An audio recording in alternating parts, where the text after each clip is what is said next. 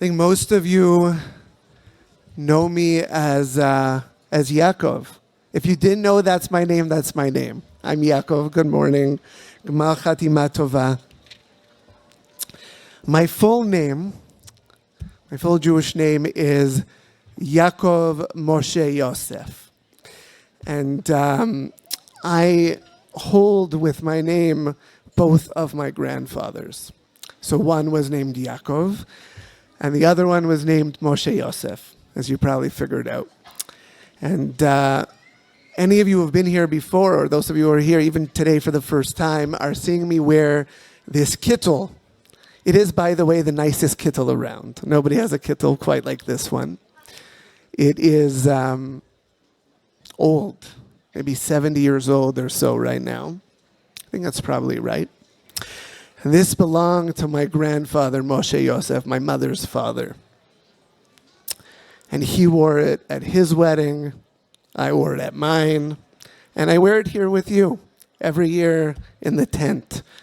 This is our third year, by the way, in the tent, which makes it, according to Jewish tradition, a chazaka. So now we have to have a tent here every single year. But just so you know, my dream is that we turn it this way and we fill the entire parking lot with people. Some under the tent, some over there. So keep on coming, bring your friends, and we'll get there together. I'll tell you a little bit more about my grandfather in a moment. The Haftarah this morning comes from Isaiah, from Yeshayahu. And historically, it seems to be situated between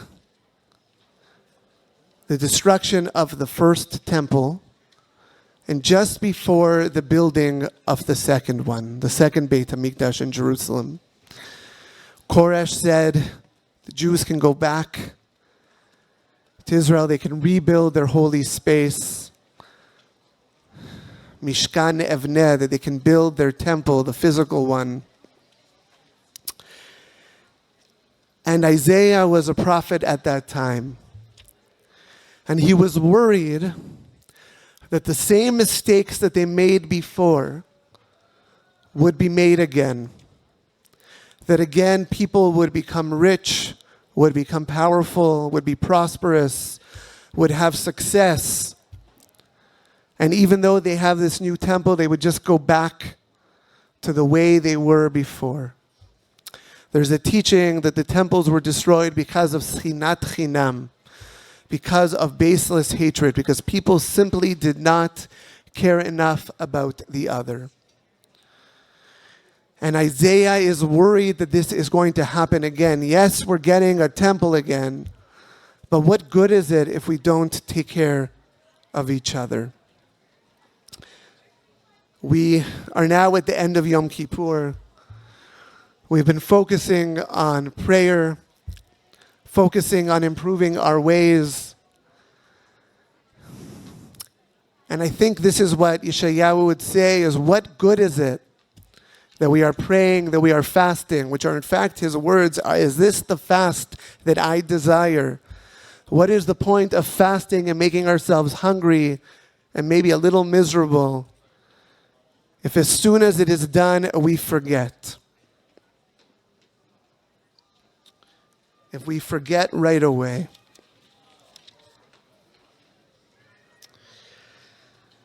Yeshayahu says instead, we want a fast that reminds us to unlock the fetters of the wickedness, to untie the cords of the yoke, to let the oppressed go free, to break off every yoke, to share your bread with the hungry, to make those who are poor and homeless feel that they have a home, to clothe the naked, and to not ignore people who need our love the most.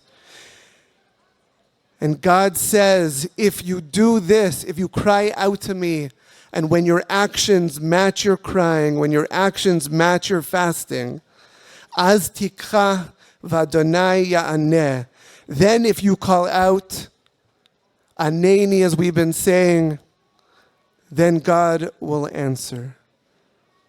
If we really commit to caring for each other, then God will answer. If we find a way to be a prayer for one another. Every winter break,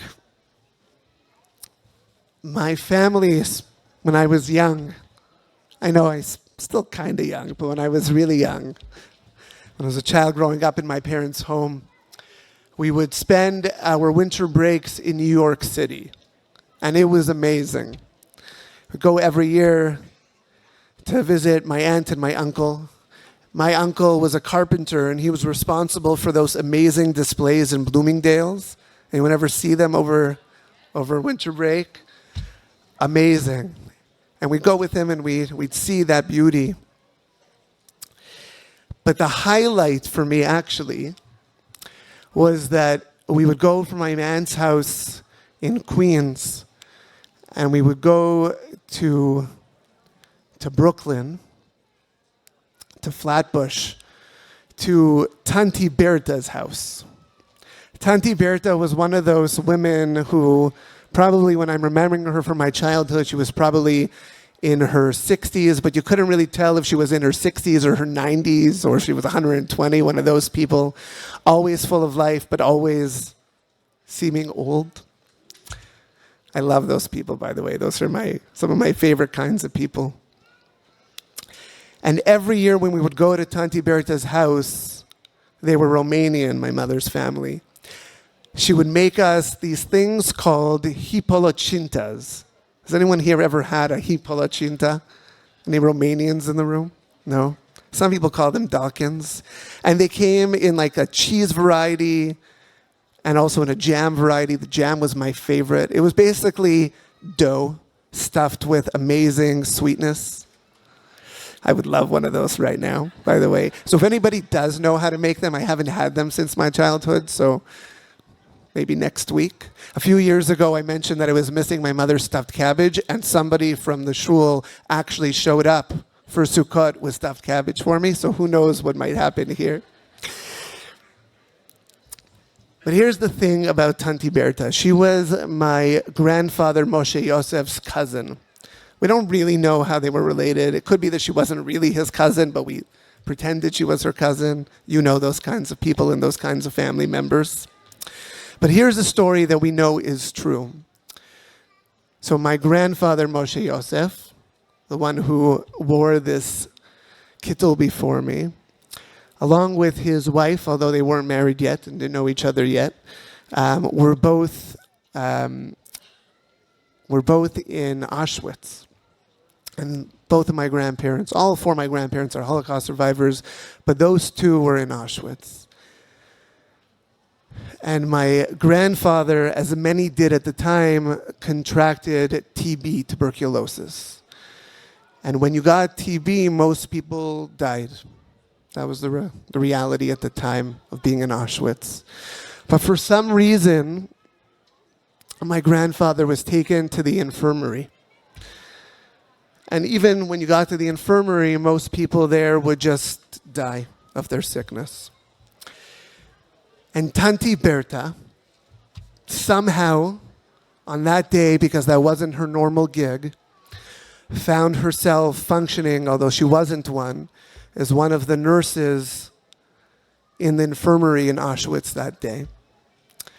And although he didn't look like himself anymore, she saw my grandfather and realized it was him.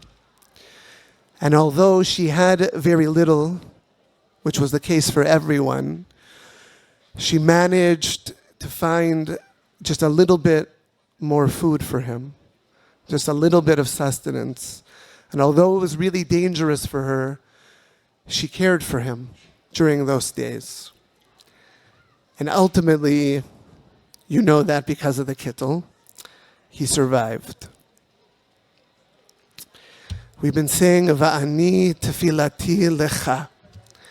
And I will be, excuse me, and I will be a prayer for you. And I've been thinking this whole Rosh Hashanah and Yom Kippur season, what are the ways in which we can show up and pray for each other and care for each other and be that prayer? What are the ways that we, in our day-to-day, can be the answer to the prayers? I have no idea what my grandfather was praying for, or if he was even in a position, in a condition to pray at all. But somehow Tanti Berta showed up, saw him, recognized panim el panim, this face, and said, I'm going to be an answer. I don't know exactly if it's going to work, but I'm going to try to be that for you. That's our challenge this year. How do we do that for more people? How do we see them? How do we witness the suffering, the hurt, the pain, just the people who need an extra hug? And how do we commit to showing up for them?